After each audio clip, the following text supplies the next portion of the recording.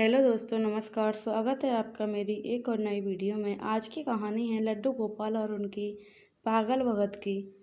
सासू माँ हर रोज ठाकुर जी की पूरी नियम और श्रद्धा के साथ सेवा करती थीं। सासू माँ को बाहर जाना पड़ा।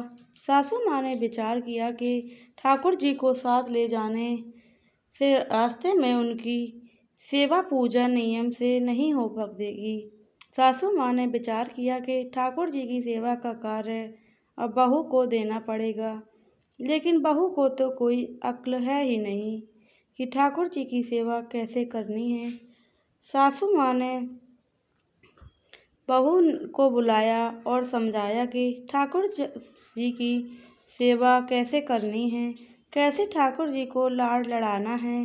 सासू माँ ने बहू को समझाया कि बहू, मैं यात्रा पर जा रही हूँ और अब ठाकुर जी की सेवा पूजा का सारा कार्य तुमको करना है।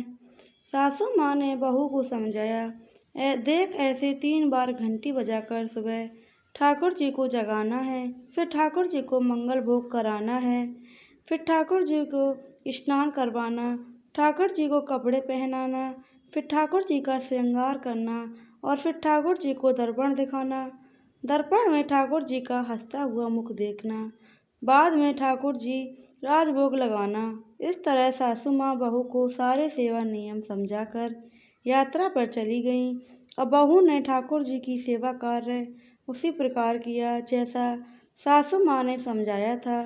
ठाकुर जी को जगाया, नहलाया, कपड़े पहनाए, श्रृंगार किया और दर्पण दिखाया।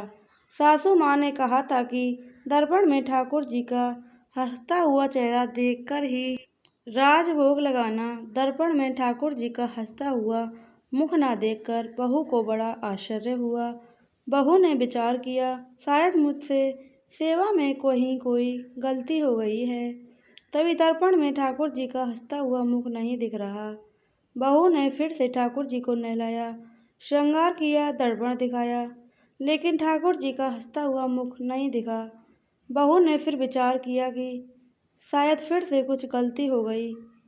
बहू ने फिर से ठाकुर जी को नहलाया, श्रृंगार किया, दर्पण दिखाया। जब ठाकुर जी का हंसता हुआ मुख नहीं दिखा, बहू ने फिर से ठाकुर जी को नहलाया। ऐसे करते करते बहू ने ठाकुर जी को 12 बार स्नान कराया। हर बार दर्पण दिखाया, मगर ठाकुर जी का हंसता हुआ मुख नहीं दिखा।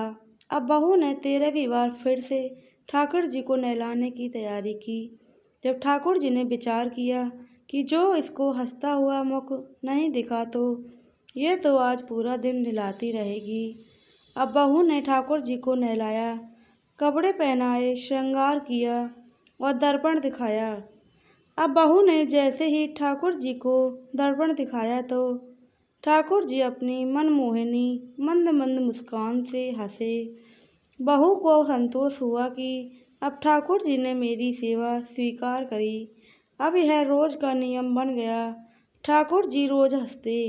सेवा करते करते अब तो ऐसा हो गया कि बहू जब भी ठाकुर जी के कमरे में जाती, बहू को देखकर ठाकुर जी हंसने लगते। कुछ समय बाद सासू माँ वापस आ गईं। सासू माँ ने ठाकुर जी से कहा कि प्रभु क्षमा करना, अगर बहू से आपकी सेवा में कोई कमी रह गई हो तो। अब मैं आ गई हूँ, आपकी सेवा पूजा बड़े ध्यान से करूँगी।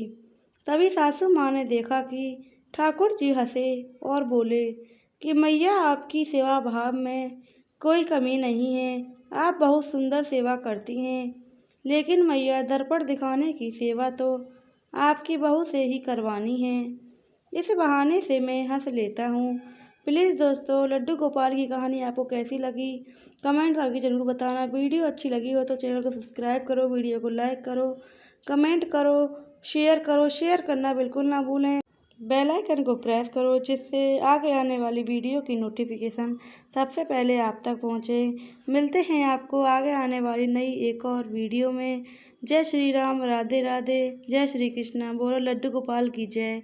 जय कन्हैया लाल की, हाथी घोड़ा पाल की। जय श्री राम, राधे राधे, नमस्ते।